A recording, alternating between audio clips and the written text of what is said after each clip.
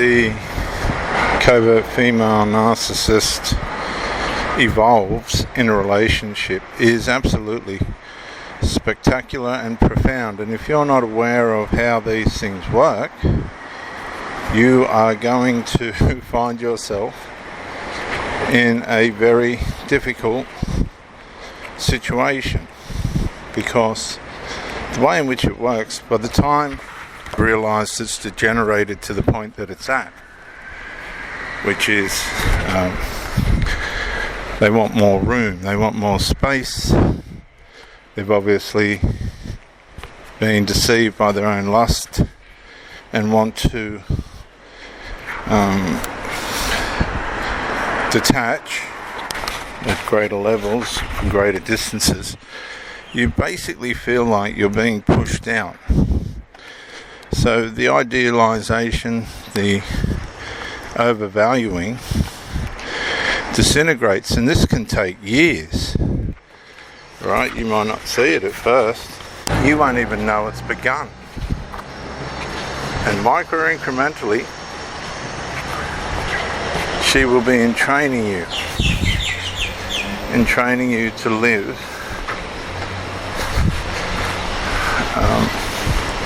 progressively more without her in your life. This is the beginning of the end. There's no salvaging this. Now let me give you some examples. Usually, and I have to say this, the covert female narcissist, they're very, very skilled in the bedroom, and they give as much as they take. In many ways, they're very fair.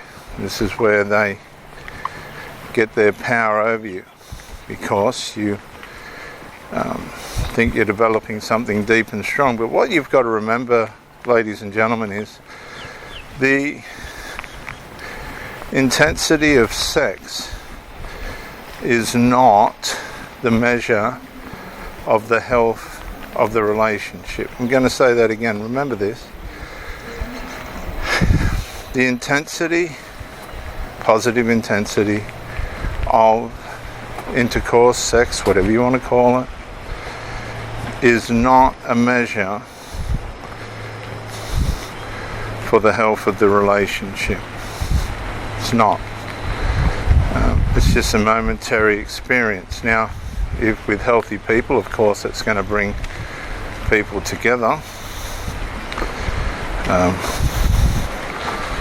That's the object of it, but it's not always the outcome of it.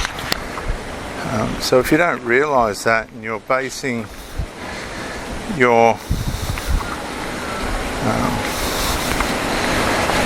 position in the relationship relative to sexual performance, you're completely blindsided. And that's why many men who can perform intimately and do perform intimately and all the rest of it, maybe overperform in many instances, still get left behind. Because at the end of the day, it is not the place of security and stability and growth for the female. Now, it may be for you, and you need to fix that, but a woman who will have her needs, of course, in varying degrees depending on the person, the female, they'll give as much as they take and take as much as they give.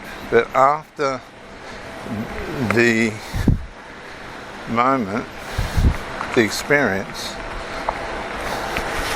that's not where it ends. That's not what we should build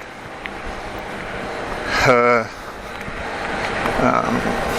way in which she sees us, her level of faithfulness towards us. It's just not built on sexual outcomes, okay, because she can have that with anybody. But is able, or anybody that suits. And a lot of women don't care on the sexual outcome. They'll have intimacy with people that suit them at that time, and that could be in rebellion and in response to resentments towards you. So sex isn't enough to institute a man's security within a relationship. You've really got to understand that, because too many men base the security of their position in the relationship on sexual outcomes.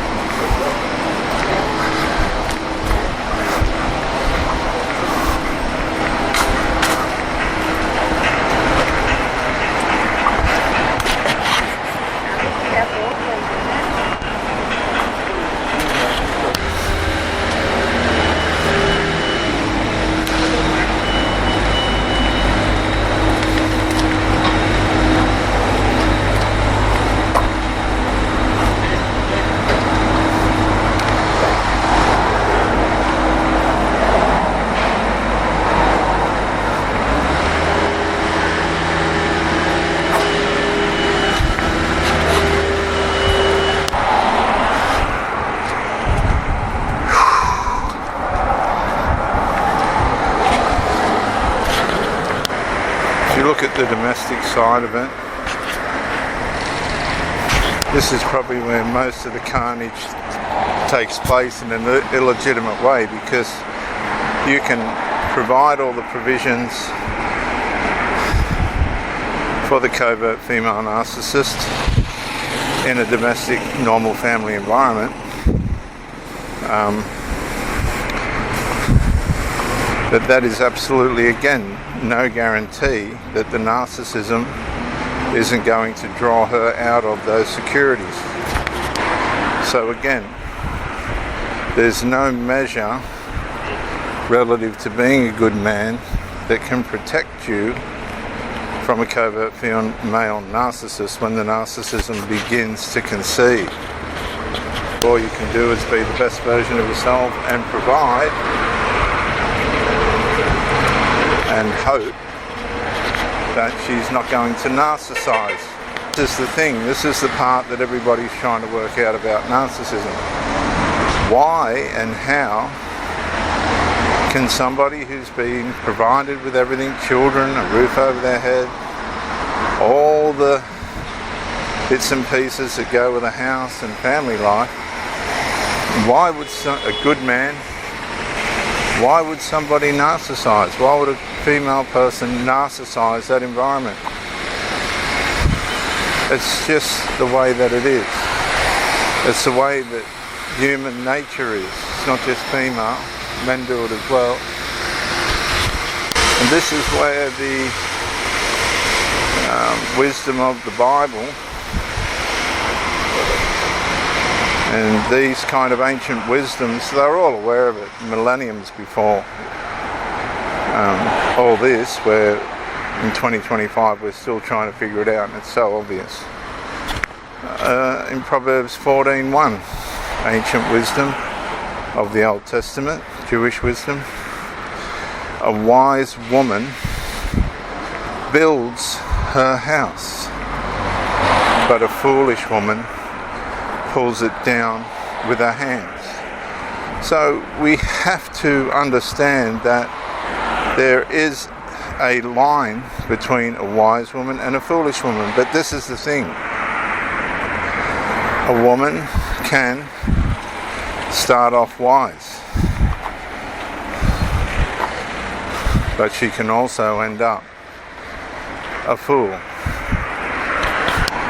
The wise woman builds her house, but as she starts to narcissize, as she becomes foolish, which is what narcissism in a roundabout way is, as she devalues what she has, she pulls it down. What's that? Devalues it, with her hands. And that's when the domestic covert female narcissist goes overt